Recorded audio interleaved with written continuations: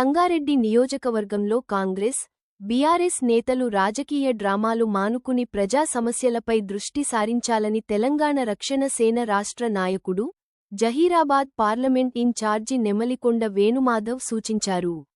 మంగళవారం నిర్వహించిన విలేకరుల సమావేశంలో ఆయన మాట్లాడుతూ, సంగారెడ్డి జిల్లాలో జాతీయ రహదారులపై ప్రమాదాలు పెరుగుతున్నా ప్రభుత్వం, ఎన్హెచ్ఏఐ పట్టించుకోవడం లేదని ఆరోపించారు. ప్రమాదాల నివారణకు సర్వీస్ రోడ్లు, హైమాస్ట్ లైట్లు, హెచ్చరిక బోర్డులు ఏర్పాటు చేయాలని డిమాండ్ చేశారు.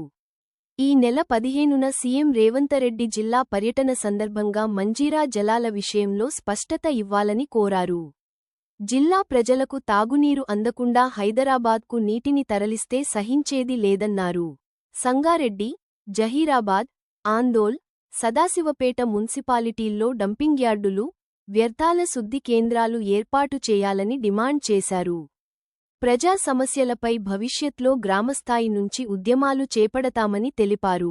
సమావేశంలో శ్రీనివాస్ రెడ్డి, శంకర్ నాయక్, బసవరాజ్, నర్సింలు, యశ్వంత్, విశాల్ తదితరులు పాల్గొన్నారు.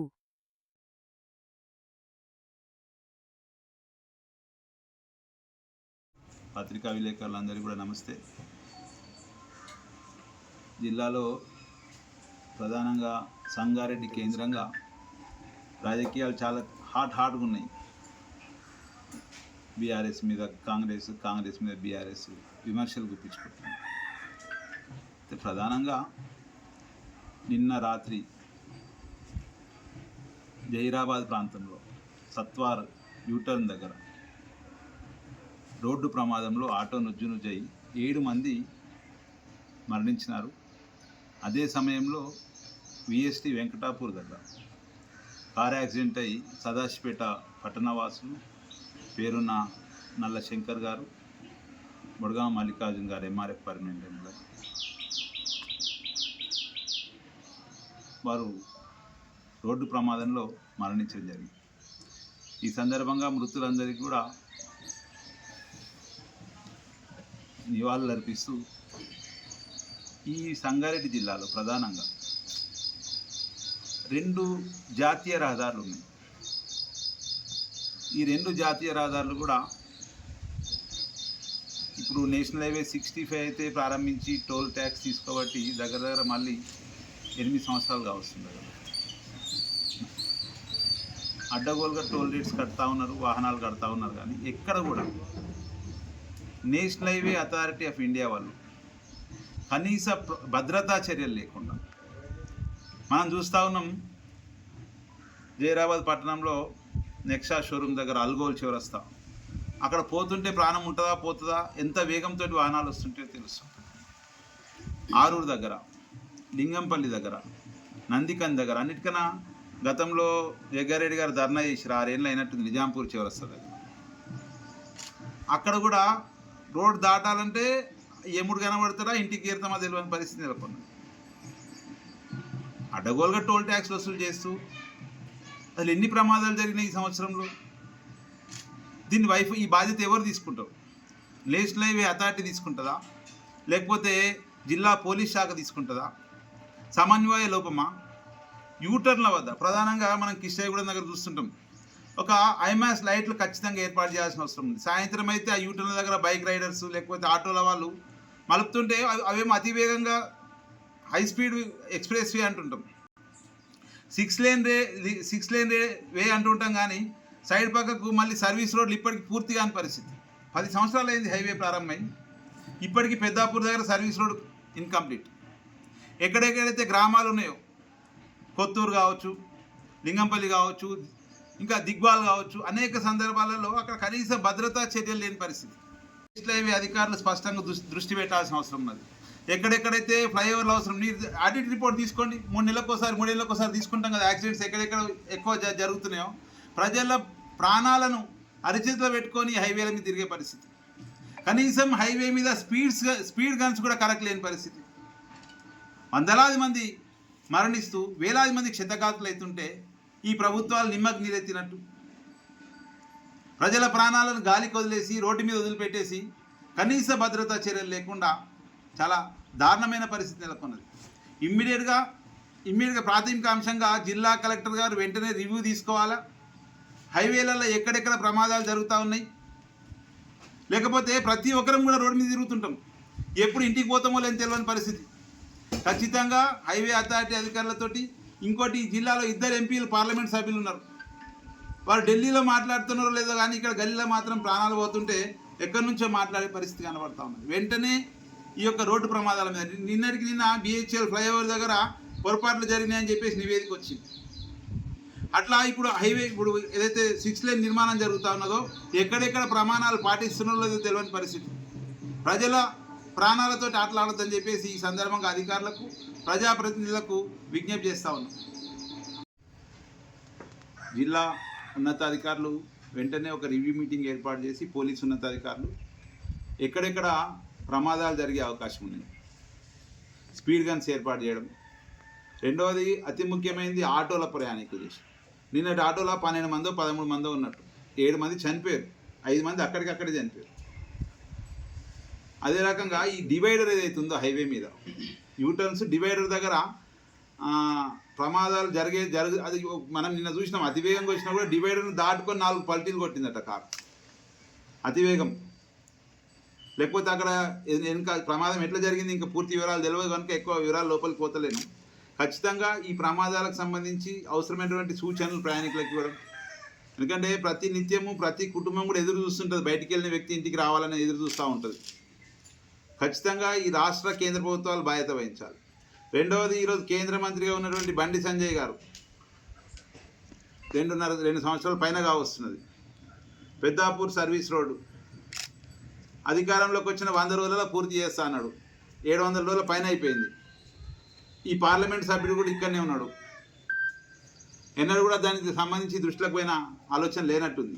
ఒకసారి ఏదో మీటింగ్లో మాట్లాడినట్టున్నారు కానీ అతి గతి లేదు ఇప్పటికి. ఇంకా ఈ రోడ్డు ప్రమాదాలతో పాటు ప్రజా సమస్యలు, ప్రధానంగా మన మాజీ శాసనసభ్యులు తూర్పు జయప్రకాష్ రెడ్డి గారు క్యాన్సర్ రోగులు ఉన్నట్టు తెలిస్తే ఎంతో కొంత ఆర్థిక సాయం చేస్తూ ఉన్నాడు, చాలా సంతోషం. కానీ ఈ రెండవది, మన పార్లమెంట్ సభ్యులు కూడా రఘునందన్ రావు గారు కూడా వాళ్ళ కూతురు డాక్టర్ సందర్భంగా ఏదో క్యాన్సర్ స్క్రీనింగ్ టెస్టులు పెడతా ఉన్నట్టు సమాచారం. మొన్న సదాశివపేట ప్రభుత్వ ఆసుపత్రి కూడా సందర్శించినారు. చాలా సంతోషం, మీరు ప్రజలకు ఏదో చేస్తున్నామని చెప్పడానికి ప్రయత్నం చేస్తూ ఉన్నారు. కానీ కేంద్ర రాష్ట్ర ప్రభుత్వాలు మీరు అధికారంలో ఉన్నారు. నేను ఒకటే అడుగుతా ఉన్నా, సంగారెడ్డిలో డంపింగ్ యార్డ్, సదాశివపేటలో డంపింగ్ యార్డ్, రీట్రీట్మెంటు ఎందుకు, బయో ప్లాంట్లు ఎందుకు స్టార్ట్ చేయడం లేదు? ఎంత దారుణం ఏంటంటే ఇక్కడున్న స్థానిక ప్రభుత్వ ఆసుపత్రిలో వేస్ట్ మెడికల్ యూసేజ్, ప్రైవేట్ ఆసుపత్రిలో వేస్ట్ మెడికల్ యూసేజు ఇదే చెత్త బండ్ల ద్వారా డంపింగ్ యార్డ్లకు పోతున్నాయి. ఎంత దారుణం అంటే వెంకటాపూర్ గ్రామ ప్రజలకు, వెనకపల్లి గ్రామ ప్రజలకు బాగా తెలుసు, పక్కకే కుంట ఉంటుంది. వర్షం పడ్డప్పుడల్లా ఈ మెడికల్ లేకపోతే ఈ మొత్తం చెత్త అంతా దీని ద్వారా తాగునీళ్ళు అక్కడి నుంచి ఆ గంగతో కెనాల్ ద్వారా మళ్ళీ 20 గ్రామాలకు మళ్ళీ మంజీరా బ్యాక్ వాటర్కి వెళ్తుంది. వర్షం పడ్డప్పుడల్లా అసలు ఈ క్యాన్సర్ రావడానికి కారణము మీరు పట్టించుకోకపోవడమే కదా. ప్రజల క్యాన్సర్ సోకడానికి ప్రధానంగా రీట్రీట్మెంట్ ప్లాంట్లు లేకనే కదా. సుమారు 32 టన్నుల చెత్త ఒక సదాశివపేట పట్టణంలో వెళ్తుంది, జైరాబాద్ పట్టణంలో, సంగారెడ్డి పట్టణంలో, జోగిపేట పట్టణంలో. ఎన్నడన్నా మీరు ఈ డంపింగ్ యార్డ్లను ఏం చేద్దామని జిల్లా మంత్రులు అవుతున్నారు, ఎమ్మెల్యేలు అవుతున్నారు, ప్రజాప్రతినిధులు అవుతున్నారు. ప్రజా సమస్యల మీద కనీస అవగాహన లేకుండా ఏదో మసిపూసి మారేడుకాయ చేసినట్టు రాజకీయ డ్రామాలు చేయడం తప్ప నేను వాటి లోతుగా వెళ్ళాల్సిన అవసరం లేదనుకుంటున్నా. హరీష్ రావు గారి మీద జయగారెడ్డి గారి మీద ప్రభాకర్ గారిని ఇంకొకరు మాట్లాడుతూ ఉన్నారు. నాకు తెలిసి 1995 నుంచి సదాశివరెడ్డి గారు శాసనసభ్యులు ఉన్నప్పుడు సదాశివపేట మున్సిపల్ చైర్మన్గా చింతా ప్రభాకర్ గారు, సంగారెడ్డి మున్సిపల్ చైర్మన్గా జయప్రకాష్ రెడ్డి గారు, సుమారుగా 31 సంవత్సరాలుగా మీరు కాకపోతే వారు కాకపోతే వీరు అధికారంలో ఉంటూనే ఉన్నారు. కనీసం పోతిరెడ్డిపల్లి చౌరస్తాలో రోజుకు 15-20 వేల మంది ప్రయాణికులు ప్రయాణం చేస్తూ ఉంటే, ఎండకెండి వానకు తడుస్తూ ఉంటే కనీసం ఒక బస్ స్టాండ్ నిర్మాణం చేయని రాజకీయ నాయకులు మీరు. నేను చిన్న ఉన్నప్పుడు చూస్తూ ఉన్నా, సదాశివపేటలో సబ్ కోర్టు తీసుకొస్తామని ప్రతిసారి ఎన్నికల మేనిఫెస్టోలో పెట్టడమే కానీ సదాశివపేటలో ఉన్న ప్రభుత్వ భూములు, హైవేకి ఉన్న ప్రభుత్వ భూములన్నీ కూడా శ్మశాన వాటికలకు కేటాయించారు కానీ ఒక జ్యుడిషియల్ డిపార్ట్మెంట్కి ఇచ్చిరా? ఒక మున్సిఫ్ కోర్టు లేని పరిస్థితి. 1955లో మున్సిపాలిటీ సదాశివపేట. చెప్పుకుంటూ పోతే మీరు కేవలం రాజకీయ డ్రామాలు మాత్రమే ఆడుతూ ఉన్నారు. నిజంగా చెప్పుకుంటూ పోతే ఈరోజు నేను అడుగుతా ఉన్నా, రేపు ఎల్లుండో 15వ తారీఖు నాడు గౌరవ ముఖ్యమంత్రి రేవంత్ రెడ్డి గారు సంగారెడ్డి పర్యటన ఉన్నట్టు వార్తల ద్వారా తెలుస్తూ ఉన్నది. స్మార్ట్ రేషన్ కార్డులు ఇక్కడ నుంచే ప్రారంభిస్తారని వింటున్నాం. ఈ సందర్భంగా ముఖ్యమంత్రి గారిని మేము డిమాండ్ చేస్తూ ఉన్నాం తెలంగాణ రక్షణ సేన తరఫున. అయ్యా ముఖ్యమంత్రి గారు, మా హక్కు, ఇక్కడ సింగూరు జలాలు మా హక్కు. ఇక్కడ గడిచిన సంవత్సరాల కొద్దీ కాలువలు తవ్విరు, ఇప్పటికి నీళ్ళు వారిన సందర్భం లేదు. వర్షాకాలంలో ఎక్కువ వస్తే వారిందేమో కానీ సింగూరు జలాలు వారిన సందర్భం లేదు. వాటికి సిమెంట్ కెనాల్ అన్నారు. కానీ ఇప్పుడు ప్రత్యేకించి మీకు అడుగుతున్నటువంటి ప్రశ్న ఏంటంటే, శంకర్పల్లి మోకిల పట్టణాల ప్రాంతంలో తాగునీటి కొరత ఎక్కువ ఉన్నది. ఇప్పుడు సింగూరు జలాలను, గతంలో సింగూరు జలాలను మెదక్ జిల్లాకు దక్కకుండా, జైరాబాద్ ప్రాంతం, సదాశివపేట ప్రాంతం, సంగారెడ్డి ప్రాంతానికి దక్కకుండా తాగునీటి పేరు మీద మంజీరా మెట్రో వాటర్ వర్క్స్ పేరు మీద హైదరాబాద్ తరలించారు. అప్పుడు మా గొంతులు మూగపోయినాయి. ఈరోజు సాగునీటికి ఇస్తామని చెప్పి కూడా ఈరోజు మళ్ళీ ఏదైతే విల్లాస్ 3 కోట్లకు 4 కోట్లకు 10 కోట్లకు విల్లాలు ఉన్న దగ్గర నీళ్లు తాగడానికి నీళ్ళు లేవని సింగూరు నీళ్లు తరలించే ప్రయత్నం జరగబోతా ఉన్నది. నిన్న వారం రోజుల నుంచి వార్తలు వస్తూ ఉన్నాయి. నెక్స్ట్ క్యాబినెట్లో ఈ యొక్క రంగారెడ్డి, వికారాబాద్ ప్రాంతాలకు, మోమిన్ ప్రేయర్ ప్రాంతానికి కూడా ఇక్కడ నుంచి వాటర్ తరలిస్తామని చెప్పేసి మీరు ఇక్కడ బహిరంగ సభ జరుపుతా ఉన్నారు. చెప్పండి, మీకు నిజంగా ఈ సింగూరు జిల్లాలో ఉమ్మడి మెదక్ జిల్లా వాసుల హక్కా కాదా, సంగారెడ్డి జిల్లా వాసుల హక్కా కాదా, లేకపోతే నీళ్ళు అక్రమంగా తరలించుకుంటూ పోతారా? గతంలో ఇదే హరీష్ రావు గారు మంత్రి ఉన్నప్పుడు 13 టీఎంసీల నీళ్ళు అప్పనంగా పారబెట్టిండు. ఈరోజేమో కాంగ్రెస్ ప్రభుత్వం వచ్చినాక ఇంకోవైపు ఈ రకంగా మీరు ఒకరి మీద ఒకరు స్థానికంగా నాయకులు ఆరోపణ చేసుకోవడం తప్ప ఖచ్చితంగా తెలంగాణ రక్షణ సేన డిమాండ్ చేస్తూ ఉన్నది. సంగారెడ్డి ప్రజల తరఫున, సంగారెడ్డి జిల్లా ప్రజల తరఫున ఖచ్చితంగా రాబోయే రోజుల్లో ఉద్యమం చేపడతా ఉన్నాము. ముఖ్యంగా మళ్ళీ డిమాండ్ చేస్తూ ఉన్నా, జిల్లా సమస్యల పట్ల ఏమాత్రం నిర్లక్ష్యం వహించినా మీ రాజకీయ డ్రామాలకు కాలం చెల్లింది. 30-32 సంవత్సరాలుగా మీ రాజకీయ డ్రామాలు చేస్తూనే ఉన్నారు. మీరు కాకపోతే వారు, వారు కాకపోతే వీరు అన్నట్టు. దయచేసి ప్రజలకు మీరు ఏం చేసిర్రు? ఒకరేమో ఐఐటి తెచ్చినామంటారు. ఐఐటి మీరు తెచ్చిరా? ప్రభుత్వము అప్పుడు హైదరాబాద్ తెలంగాణకు ఒక స్థానం, నేను తెచ్చినా అని గల్లీ కౌన్సిలర్ అంటున్నాడు, నేను తెచ్చినా అని ఎమ్మెల్యే అంటున్నాడు. ఆ రోజు మీరు ఎక్కడున్నారు?